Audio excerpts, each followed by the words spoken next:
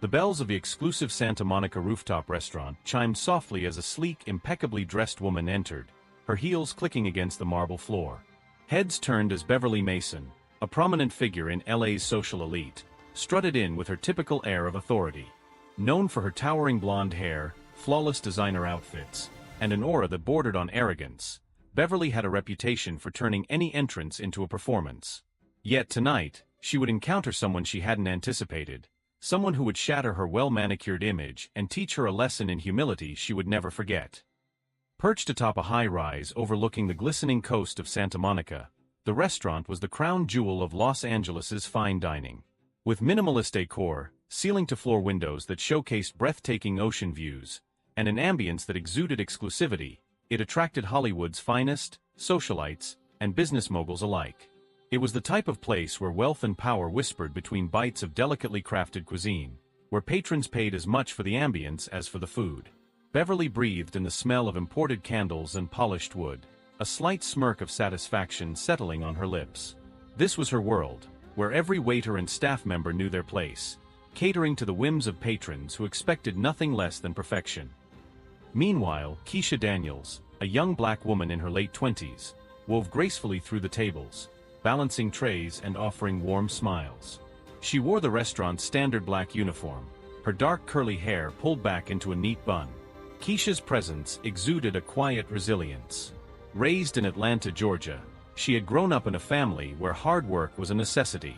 After putting herself through college with scholarships and multiple part-time jobs, Keisha moved to LA in hopes of carving out a career.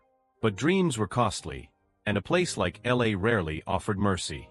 Working at this restaurant was supposed to be temporary, a stepping stone. But in this city of glitz and glamour, temporary jobs often became indefinite ones. As Beverly settled into her table by the window, she barely glanced at the menu before dismissively waving her hand toward the bar. Catching the signal, Keisha straightened her posture, brushing off the lingering fatigue from the double shift she'd pulled the day before, and approached with her usual gentle smile. "Good evening, ma'am. Welcome.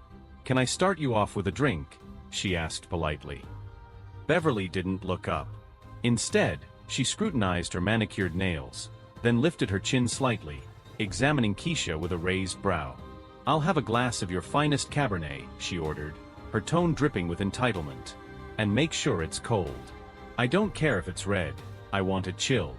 Keisha paused, accustomed to unusual requests, but taken aback by the level of rudeness in Beverly's tone.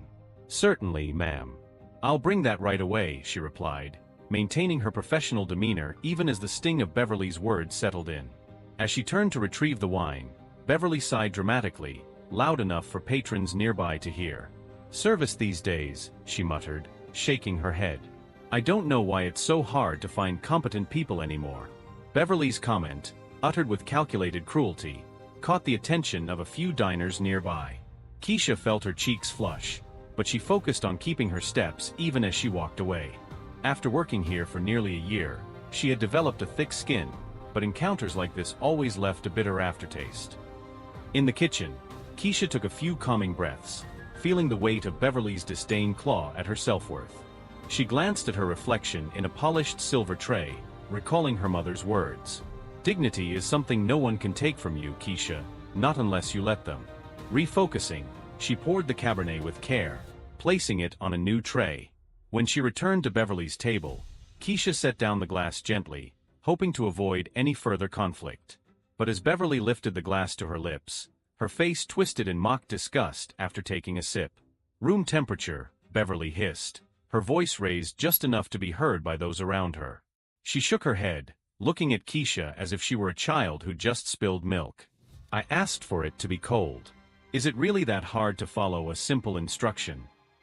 Keisha took a steadying breath, willing herself to remain calm. "I apologize, ma'am. I'll bring you a fresh glass right away." "Oh, don't bother," Beverly retorted with a dismissive wave. "I suppose it's too much to expect competence these days." She shot Keisha a pitying smile, as if bestowing her with some cruel, twisted charity. "Let me guess, you probably don't understand the kind of standards people like me have to maintain." Keisha's hands clenched subtly as she held the tray, each word grating against her patience. She wanted to reply, to tell Beverly that she knew about hard work, that every shift in this restaurant was another step toward her dreams. But she held back. People like Beverly didn't care about backstories. They saw only uniforms, only people who were beneath them.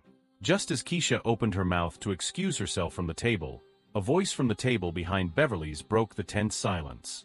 It was deep, calm, and carried a weight that made heads turn. "Excuse me, but did I hear you correctly?" the voice asked, resonating with a quiet authority. Beverly froze, her hand halfway to her wine glass, and slowly turned to face the man behind her. Seated at the adjacent table was none other than Douglas Winters, one of Los Angeles's most renowned attorneys. In his 50s, Douglas was tall, broad-shouldered, and his reputation preceded him. Known for his philanthropic work and commitment to equality, he was a figure Beverly instantly recognized. Douglas locked eyes with Beverly, his gaze unwavering. "Forgive my interruption," he began, a slight edge to his tone. "But I couldn't help overhearing your conversation with this young lady." He nodded toward Keisha, his eyes softening when he looked at her. Beverly's face drained of color, her confident demeanor faltering under the intensity of Douglas's gaze. "Mr. Winters, I didn't realize.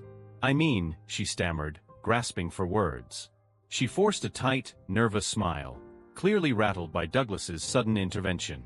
Douglas raised an eyebrow, unimpressed. "What I heard was condescension," he continued, his voice calm but unyielding. "This young lady," he nodded toward Keisha, "is here working hard to ensure your experience is enjoyable.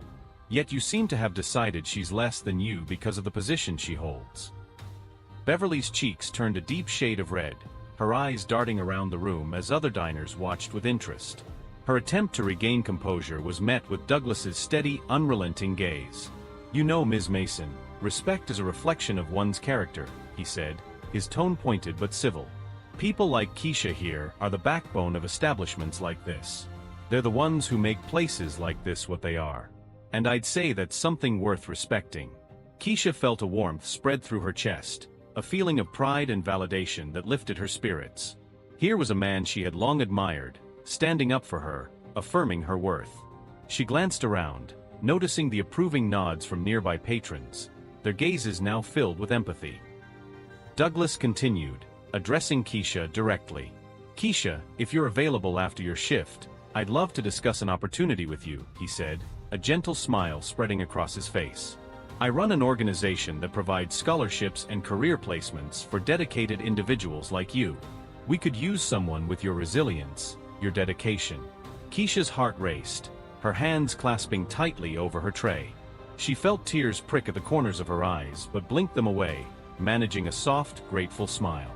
"Thank you, Mr. Winters," she said, her voice steady but filled with emotion. I'd be honored." Beverly sat frozen, her mouth opening and closing as she struggled to find a response. The tables had turned, her own cruelty now exposed for everyone to see, and the feeling of powerlessness that settled over her was one she hadn't felt in years. She glanced at Keisha, then at Douglas, and her eyes dropped, realizing she was alone in her shame. Douglas looked at Beverly once more, his gaze unwavering. "Respect goes both ways, Ms. Mason.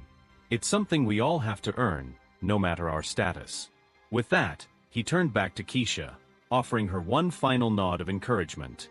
The restaurant watched in silence as Keisha returned to the kitchen, her head held high, her heart swelling with gratitude. Her co-workers greeted her with smiles and nods of respect, the weight of the moment settling over them. And as Beverly Mason left the restaurant that night, her head bowed, she carried with her the bitter realization that for all her wealth and status, she had missed what mattered most.